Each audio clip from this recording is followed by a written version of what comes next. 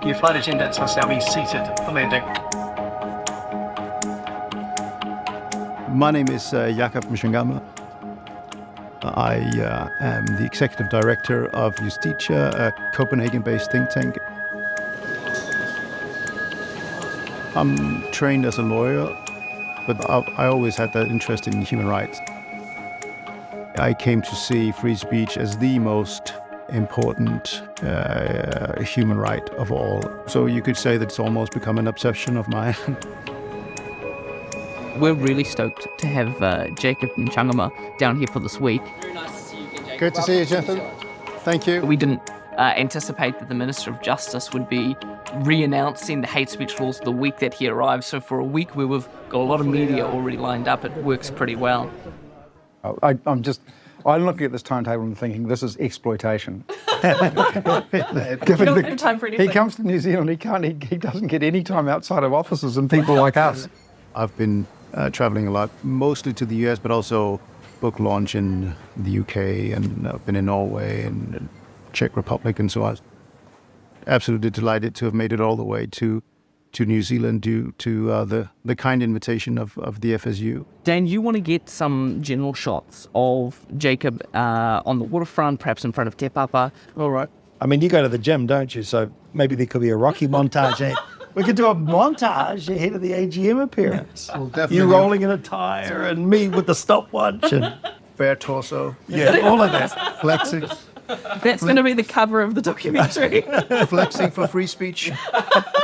My father is from the Comoro Islands in East Africa, and he was a political activist, first fighting against French colonialism, and then the authoritarian leader who took over after independence, and he had to leave, and that took him to Europe and eventually Denmark, where he met my mother. I'm not as much of an activist as he was, and not as much of an organizer as he was, but certainly an interest in current affairs and world politics is from him.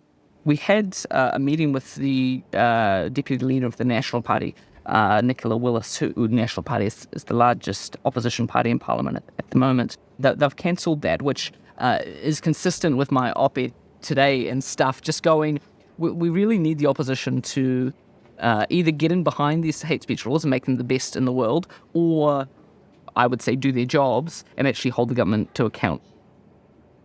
We'll be heading over to the Backbencher, quite a famous pub here, and we'll be meeting with Graeme Edgeler there, who is he's a lawyer and at Bankside Chambers and a legal commentator as well. Graeme's engaged with us a bit online, sometimes positively and sometimes critically. He was a student politician and he's regarded as an unbiased commentator. He holds our feet to the fire sometimes, and I'm really pleased with that. So, sometimes we need that, and he helps us do better. The other thing, though, he can really look at the history to date of the laws we have.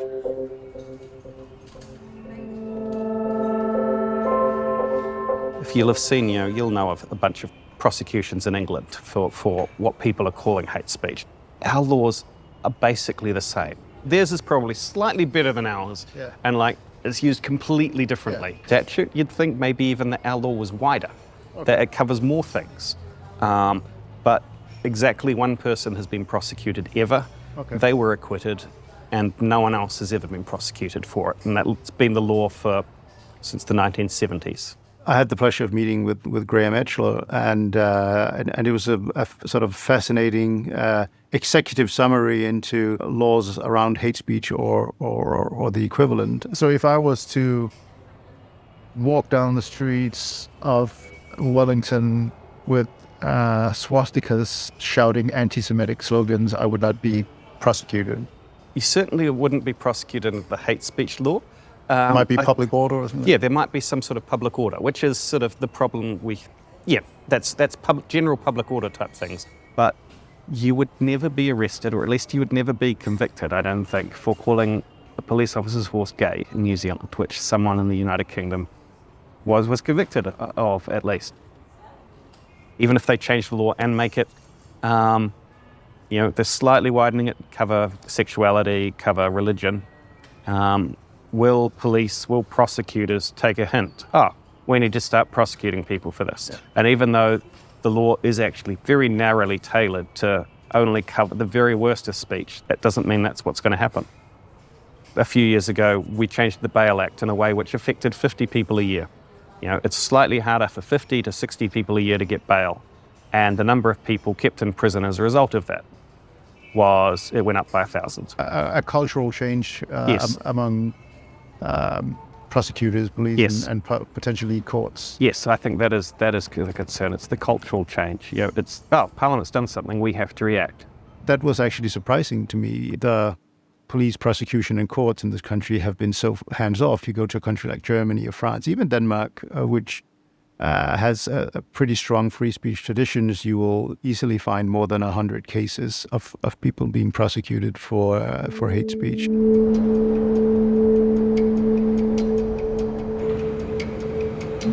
There's credibility for us to gain in admitting that these can be really big issues. And that's why I never hesitate to acknowledge that, you know, hate speech or or disinformation, these are questions we really do need to address. I don't think there's anything that's necessarily anti-free speech about that, but... So I had the privilege of actually meeting with civil servants from the Department of Internal Affairs. It was really interesting because they are grappling with what a lot of governments are grappling with. So what do we do about illegal content, harmful content in cyberspace, if you like? And a lot of democratic governments, especially in Europe, have taken a very, I would say, speech restrictive approach. We've seen the European Union adopting a Digital Services Act, and there's also initiatives to sort of crack down on misinformation and disinformation. We don't need to agree necessarily on the extent of it or who is using it. We need to agree on what we're doing out of that. And so if they're saying it's such a problem that we're going to be really cracking down on differences of opinions on social media or whatever that may be, then that's when we get involved. But I think there's actually a chance for us to use free speech to counter mis and disinformation. I never wanted to be a bureaucrat, so walking with the government officials that are trying to orchestrate legislation or changes, we can actually support them in that role. We don't have to be the baddies every time. I don't know what happens when politicians get involved, but it seemed like there was again, maybe a reflection of the culture of free speech in New Zealand, that the DIA seemed to see its mandate as something that should also safeguard free speech and not be sort of overzealous in trying to regulate the online sphere, which I thought was hopeful and charting a different direction than what you see in most democracies at the time. After that, we'll give you a chance to sit down for a bit, and then we'll be taking you out to Kilburn, one of the largest mosques in the country. We approached one of their imams, and they said, "Oh, look, this is one of our more comms guys that talk to him." So they were quite happy to talk to us, which we were really pleased with. What was interesting is there is an increase of Islam amongst the Māori population, and I didn't know that. And so for a portion of the tangata whenua, the indigenous population, the censorship regime that's been put forward is also in favour of protecting their minority voices as well. So it dovetails a little bit together into other issues. Very good. You talk protecting their interests. It's not protecting their interests. It's actually prosecuting people who criticise their religion, which is something that free speech has always been essential for. I mean, I'm quite serious. I don't think you should use the jargon of the enemy. When did I say protecting their interests? You said so. They're also interested in law that protects their culture, protects their religion. Protects? Allegedly. No. The way the law works is that you're prosecuting using the power of the state, the police power of the state, to attack people who criticise their religion. And criticising someone's religion in politics has been right at the heart of achieving anything. I mean, where would we be if we hadn't been allowed to complain about kiddie fiddling priests? And equally, like you were speaking about tangata whenua, how many Māori activists would have been, just chucked in Silenced. prison? I just think we should check ourselves. We should not be using the language that they use to sanitise what is essentially an abuse of police power.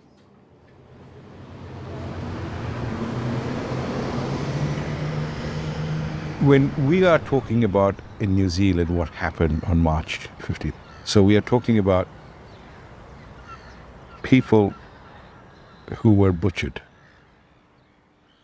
people who are still living the pain through bullets in their body. Nobody imagined this kind of thing would happen in a country like this. We have very strong New Zealand Bill of Rights, which guarantees freedom of expression. But when you have, for example, people saying some very vile things, it actually incites people. I don't think you can disagree with that. Well, it depends on, how do you define incitement? If I said something offensive about a particular group, that might reflect poorly on me, but there's a difference between that and saying, oh, let's go murder this or that group. That the former is protected by free speech, but the latter is going too far. We are in full agreement. Okay. We always say let's wrap up. when we were going through the whole exercise in New Zealand, we noted some of the vile statements even in Denmark at that time. And the guy, I forgot his name, he was prosecuted. He was saying vile things like castrate Muslim men.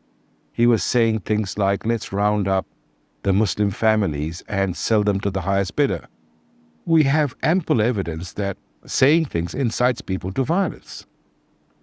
And that's where the legislation to be brought in. It was difficult for me to exactly pin down his position. So on the one hand, he was adamant that it should only be about prohibiting incitement to violence, not broader categories. But then on the other hand, it seemed to me that his interpretation of what constituted incitement to violence was rather broader than incitement to violence. Well, the Royal Commission said that faith and ableism wasn't included. Let's just include those two. So I don't see any problems. It's the political football that many people bring on, particularly people like, Free Speech Union and others who are saying, rah, rah, rah, it's free speech issue. It's not a free speech issue. You might remember Denmark was part of a controversy. A newspaper published cartoons of the Muslim prophet Muhammad, and many countries protested, and the Muslim community in Denmark, lots of them said this should be banned as either blasphemy and or hate speech. And lots of people on the right in Denmark said, no, free speech is absolute. You have the right to say whatever you want. Then there were a number of jihadist terrorist attacks in Denmark. And then a center-right government came into power, and they adopted a number of laws restricting the free speech of Muslims. And then suddenly you had people on the right who said, well, we need to limit free speech because this is dangerous. And so to me, that was a very good example of how if you're a minority and you argue for limitations on free speech, you're only ever a political majority away from being the target rather than the beneficiary. What we're talking about is the New Zealand context. Let me give you one example. When Salman Rushdie's book came over here, our Muslim community, we didn't ask for it to be banned. We used that context to have debates at the universities. So New Zealand context is quite different from the European context. So what we are starting to see is people bring in viewpoints from overseas. Trumpism is another. We see the direct correlation of people like the Free Speech Union and others bringing in people from overseas without understanding the local context. You know how many legislation, how many prosecutions there has been under the human rights? One. And that was on that's a civil approach, not a criminal approach. But would you then? But then, if you're amending the legislation, then the danger would be that we're not amending. We are not amending. We're including just the word faith with the others. So I don't see any problem. People are making it into a free speech issue. It is not a free speech issue. But would you be in favor of more cases being brought? Look, I would be only favor of if there's for us, the Muslim community and other faith-based communities to feel safer. Police figures, 70% of the faith-based is against Muslims. And we are not covered as a faith. We are covered as an ethnic group, but we are not an ethnic group. That's all we're wanting. So I'm not sure you were aware of this. So, but what political parties, some people wanted to turn into the free speech issue. Let's be very clear. We have free speech already in this country. We already have the New Zealand Bill of Rights, which actually says freedom of expression is there. Yeah, but so we are not limiting it. The word, it's there in the Royal Commission what the proposition is. The faith-based are not covered. So let's just bring these two people. That's it. Thank you so much. My pleasure. It's, I know I'll have a good time reading this. I'd like you to have a copy of our Quran. Shukran. And the Royal Commission report. Very good. In there, it has the issue of the free speech. The Dark Ages were not as dark as historians once believed. The medieval period, there were a lot of important developments there, both in the Islamic world and later on with the establishment of universities here in Europe. We were supposed to be on the breakfast show this morning, which would have been a great opportunity to discuss these issues, with the Minister of Justice pushing the hate speech laws through, but unfortunately they pulled the plug last minute. They go all right?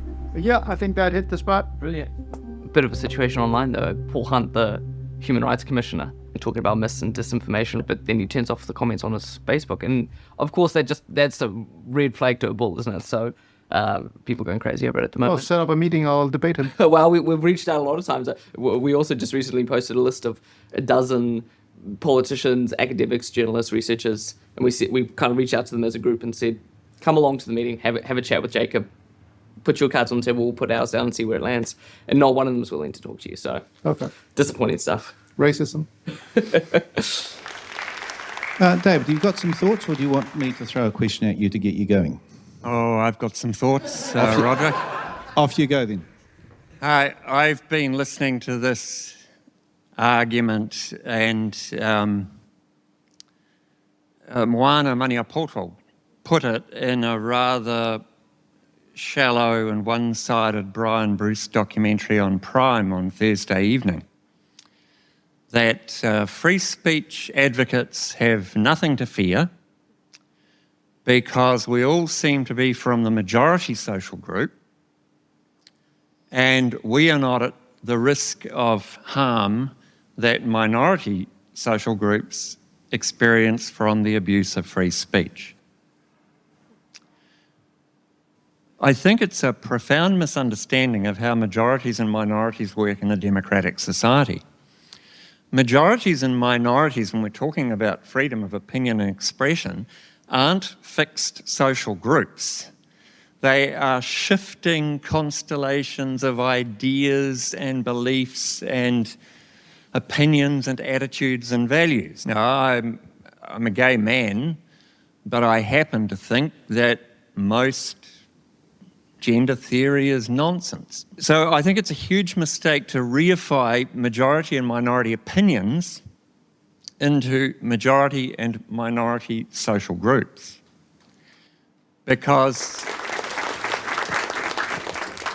let's never forget that social groups, whether actual or imagined, also include minority opinions. Once you're in Christchurch, you'll be meeting with Dr. David Bromell. He wrote a book called Hate Speech and Regulations, The Limits of Censorship. So is an expert on the Christchurch call, and I think teases out a lot of the reasons we've ended up with the content regulation review, the hate speech proposals, that kind of thing. Doesn't unpack the free speech argument so much, but kind of says, what are the implications of this going to be? I had about 20 years of being the unfortunate centre of debate in the churches here about gay people in ministry. And during that time, I endured a fair amount of what probably today we would call hate speech, but I never thought of it that way at the time. And I left the church in 2003, and social media didn't start till 2004, 2006, yeah. And so I was spared the amplification of hate speech through social media. But when I look back on that time, the people who spoke, sometimes in unpleasant ways, opposing my ministry, were doing so out of their own understandings of scripture and tradition. Yeah. And the last thing I would have wanted would be for the state to criminalise them for expressing what they thought and felt, or fine them or put them in prison. And I just find it extraordinary that minority groups would want to give the state that much power. Yeah. Because it will come back to bite us. Yeah. There's an attitude of boxing races into how they should think and feel, and actually governments making a decision that if you belong to this race, that you should think and feel this way. And I find that quite a scary thought, really, that there's a whole lot of Māori out there that have basically been shown the true colours of what this hate speech law might look like, in the way you're even being told how to think and feel. I've been called an Uncle Tom, and I'm seen as, I guess, betraying the community by saying that actually Christians should be able to tell me that I'm going to hell, and I can say, like, good on you, I don't think it exists, you know. But on the whole, I would say that most of the LGBT people in powerful positions really back censorship.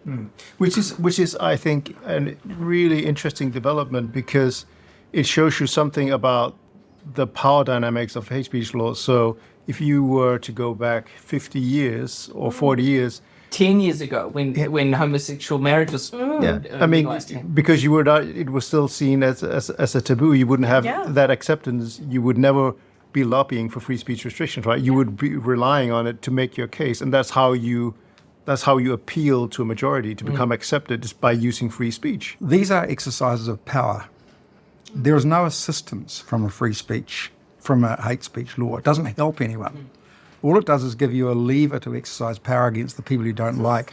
And secular societies have abandoned religion, or think they have, but they haven't lost their religious impulse. And the core part of the religious impulse is to define sin and sinners and punish them. And constantly to refine the definition so that you've constantly got a new brand of people who are sinners you can punish, and that you can call the mob to howl against them and burn them. And we have our establishment does that. The pylon is the modern equivalent of the burning at the stake. It doesn't hurt as much at the moment, but that's something they're sorry about. They'd really like to be. If you look at the language, they'd like to burn at the stake. And so we talk about social media, but a lot of the content might be seen as antisocial, but to try and stop it by legislation is actually to give support to people like Tarrant who wish to have hate speech legislation enacted as a response to what they did. If you try to limit free speech, you get the confirmation of what we call the radical loser, who believes that society is constructed against them, that there is this conspiracy of forces which are seeking to limit their participation and their narrative of what is actually happening. What we need is a proactive response, which is about education. It's not about limitation, it's about educating a community, not prescribing and limiting actions as if the limitation is going to achieve the type of society we wish, because the limitation just increases the sense of anger that they're actually trying to stop. The arguments that you're likely to make things worse, not better, is something that resonates with my own research and findings, which suggest, in fact, that countries that crack down on right-wing extremist opinion are also more likely to suffer right-wing extremist violence. Even if free speech can sometimes lead to and inspire violent acts, I think in general, overall, it has a de-radicalizing effect. The fact that you're actually allowed to air your grievances might make you less likely to take up arms and use violence. I see speech issues as being a core part of what the left at least used to be about, and progressing the rights of the subjugated, the oppressed. And reading this book, it's a fascinating insight into how it fluxes and changes over the millennia. So why have we got to the situation now where, at least on the surface, do you think, at least on the surface, the left seems to be a bit more hostile to the expansion of speech rights? John Milton, the famous English poet, wrote the Areopagitica in 1644. And it's a very eloquent work, but when you read it carefully, you find out that John Milton is in favor of press freedom, but certainly not for Catholics. certainly not for radical Protestants, and certainly not for anyone sort of subversive of government and religion. It's basically press freedom for mainline Protestant sects who should be able to discuss their differences. And we have this ability of human beings, our biases, allow us to construct these elaborate arguments for why restricting a particular type of speech that we don't like is not really a restriction of free speech. It's actually a protection of the values and systems that are necessary for free speech to flourish. Yeah, that's fine. So I will introduce you. What's your title? Chief Executive of the Free Speech Union. Do you want to draw attention to his book from the start, maybe? Sure. And why don't you do it? Okay, and I can. Then you've got. Wonderful. When democracies no longer play a strong countervailing force towards the inevitable tendency of authoritarian states to want to limit free speech, then free speech at the global level really tends to suffer. And we actually see a very unhealthy cross-fertilization of various censorship regimes across regime types. So let me give you an example. Germany in 2017 adopted a law which said that large social media platforms had to remove illegal content within 24 hours or risk fines of up to 50 million euros. So my institution did a report where we found that countries including Russia, Belarus, Turkey, Venezuela, copy-pasted this German precedent. Of course, they did it in bad faith. They used it to outlaw swaths of speech that we were protected in Germany, but they did it with explicit reference to this German model. And what does that do? It makes it very difficult for democracies to criticize this development because you can't do it on a principled ground. Is that a circumstance where it's perhaps appropriate to limit free speech when what is, provably false information is being propagated and it may put the lives of vulnerable individuals on the line? If you look at the recommendations by various health organizations, at a certain point they said, face masks are not likely to protect you, and then they changed their minds. And that's not because Bill Gates propagated a global conspiracy. It's just because, you find out science leads you in different directions. So if you sort of say, okay, we're a month into the pandemic, this is the truth, and we'll legislate that, well, then you'll be standing with egg in your face when you have to change that as your understanding grows better. And you're likely to erode trust, because if you come out saying, this is the truth about the pandemic, and then change that, then people are going to say, hold on, you're trying to be a ministry of truth, and what you said yesterday is no longer applies.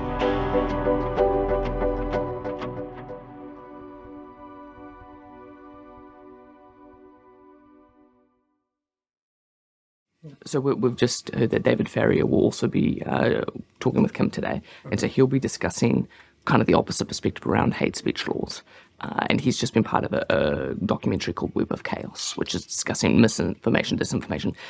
Kate Hanna, again, the leader, the director of the Disinformation Project, is a key personality in that as well. And it's all part of this fixation on speech has been the cause of so much of the hate and polarization and division which is emerging. We live in a time where there's sort of widespread elite panic about the unmediated digital sphere that has sort of upended traditional authority. Traditional media no longer plays the role as gatekeepers to the same extent that they did before. Politicians no longer have a solid grasp on the public sphere as they did before. They're being challenged. New voices are being allowed in that weren't there before. And that is likely to cause alarm to traditional elites and gatekeepers. She'll come at you fairly aggressively, so I would just have a fairly resilient, mildly aggressive stance from the beginning, because I think that's the posture she'll be coming at it with. All right.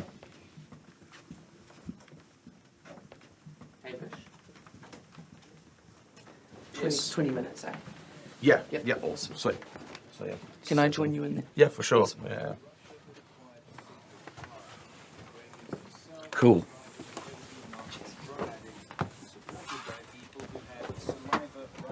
Sweet man, he's just hopped in. I'll switch his mic on so you guys can have a chat. Blackburns insist they're excited, not nervous, ahead of tonight's Rugby World Cup semi-final against France at Eden Park. Coach Wayne Smith Jacob, can you hear me? It's Mark from Wellington. Yes, I can indeed, Mark. Oh, wonderful. Now, I really want to know, is it Jacob or Jacob in terms of what you would prefer? Jacob is fine. Fantastic.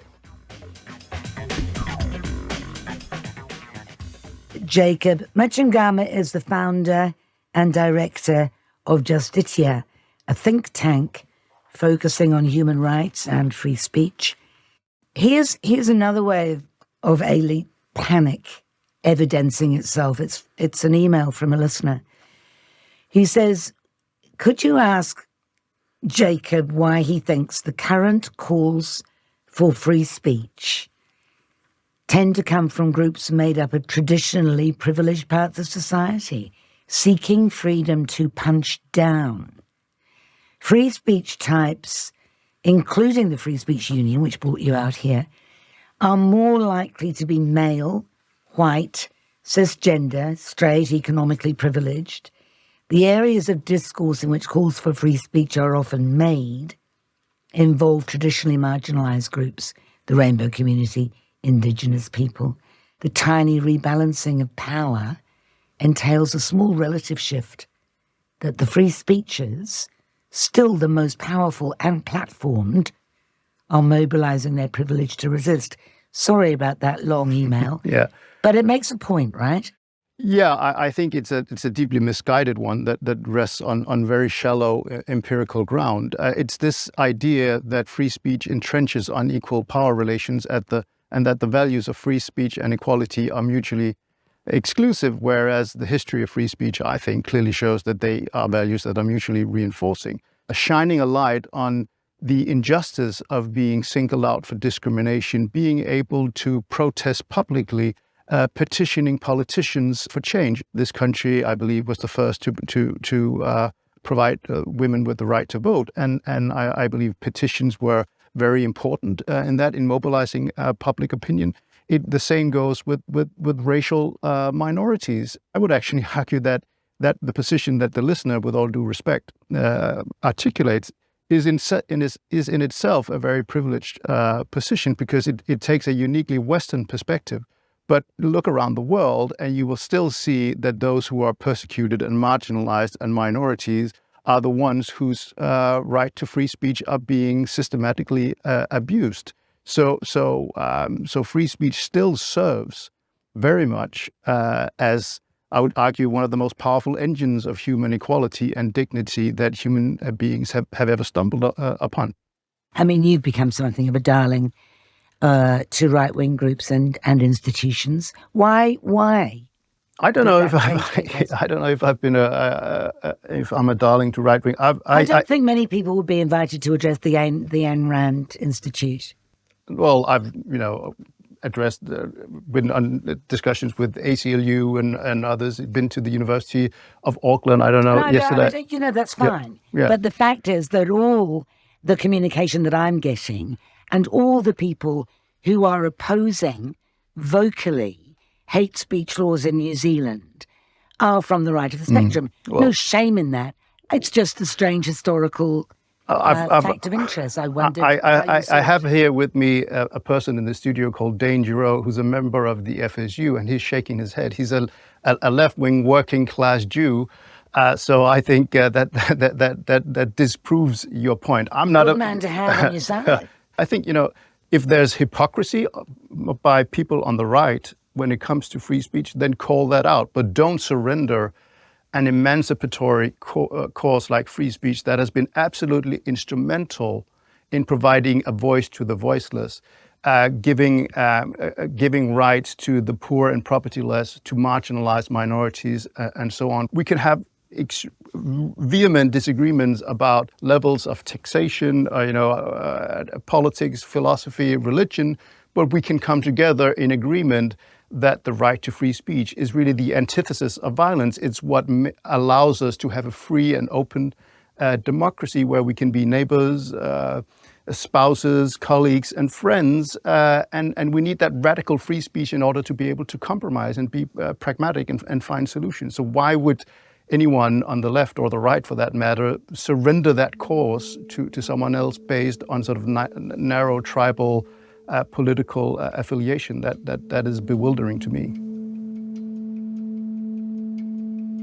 When the government announced plans to present a hate speech bill, I understand there was a lot of pushback from civil society. That's a very healthy sign that a lot of people, ordinary people, have internalized the value of free speech, and it's probably not because they're in favor of subjecting various groups to hatred and they want impunity for that, but it's just a realization that free speech is a very precious freedom. And if I was in the government, I would maybe say,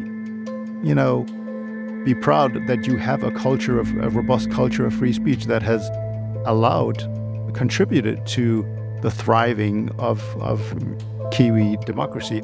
Jacob Mchangama, are you still there? I am. I have heard a million ways to pronounce your name. Tell me how you pronounce it. Mchangama. Jacob, or Jacob? Pretty agnostic about it. Okay.